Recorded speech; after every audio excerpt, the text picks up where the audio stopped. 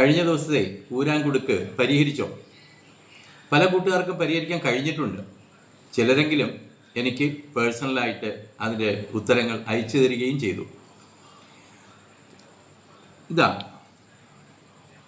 എന്തുകൊണ്ടാണ് ആദ്യം നമ്മൾ മനസ്സിലാക്കേണ്ടത്, എന്തുകൊണ്ടാണ് ഇത് ഒരു സൈഡിൽ പോയി നിൽക്കുന്നതെന്ന് മനസ്സിലാക്കിയാൽ അതിന് ഉത്തരം കണ്ടെത്താൻ എളുപ്പമാണ്. എന്തുകൊണ്ടായിരിക്കും അത് ഒരു വശത്ത് പോയി നിൽക്കുന്നത്? അതിൻ്റെ കാരണം ഇതാണ്. നമ്മൾ നിറയെ വെള്ളം ഒഴിച്ചാൽ പോലും ഈ വെള്ളത്തിൻ്റെ ലെവല് നടുഭാഗം അല്പം കുഴിഞ്ഞിട്ട് വശങ്ങളിലേക്ക് ഉയർന്നായിരിക്കും ഉണ്ടാവുക.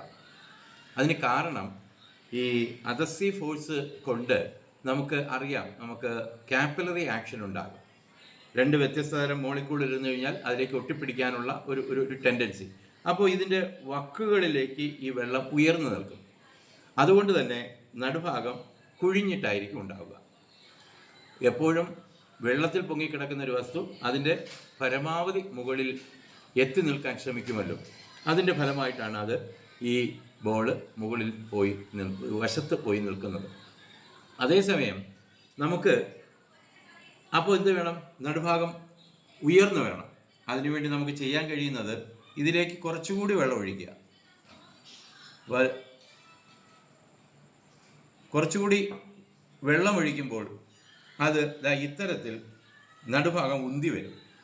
അങ്ങനെ ഉന്തി വരാൻ കാരണം ഇവിടെ വെള്ളത്തിന് നമുക്കറിയാം, വെള്ളത്തിന് സർഫസ് ടെൻഷൻ, പ്രതലബലം എന്നൊരു പ്രതിഭാസം കൂടിയുണ്ട്.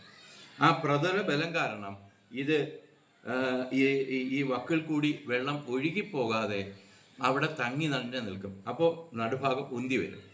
ഇതല്ലാതെ മറ്റു ചില മാർഗങ്ങളുമുണ്ട്. ഇതിനകത്ത് ചെറിയ ചെറിയ കല്ലുകൾ ഇട്ടാലോ അല്ലെങ്കിൽ മൊട്ടുസൂചി ഇട്ടാലോ പിന്നുകൾ ഇട്ടാലോ ഒക്കെ ഇത് തന്നെയായിരിക്കും സംഭവിക്കുക.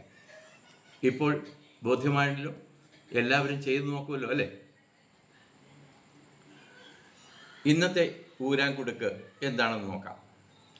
ഇതാ 2 ഗ്ലാസ്സുകൾ ഞാൻ എടുത്തിട്ടുണ്ട്. ഒരേ ഹൈറ്റുള്ള എന്ത് വസ്തുക്കൾ തന്നെയാലും എടുത്താൽ കുഴപ്പമില്ല. ഇനി ഒരു പേപ്പർ ഇതിൻ്റെ മുകളിൽ ഇങ്ങനെ നമുക്ക് വയ്ക്കാം. വച്ചിട്ട് അതിൻ്റെ മുകളിൽ നമുക്ക് ഒരു ഗ്ലാസ് വയ്ക്കണം. ഗ്ലാസ്സോ അല്ലെങ്കിൽ അല്പം ഭാരമുള്ള ഏതെങ്കിലും ഒരു വസ്തു വയ്ക്കാൻ കഴിയണം. എങ്ങനെ അതിൻ്റെ മുകളിൽ വയ്ക്കാൻ കഴിയും എന്നുള്ളതാണ് ഇന്നത്തെ ഊരാൻകുടുക്ക. പരിശ്രമിച്ച് നോക്കൂ. ഉത്തരം എളുപ്പം കണ്ടെത്താവുന്നേ ഉള്ളൂ. പലർക്കും അറിയാവുന്നതായിരിക്കും. എങ്കിലും ഒന്ന് ശ്രമിച്ചു നോക്കൂ.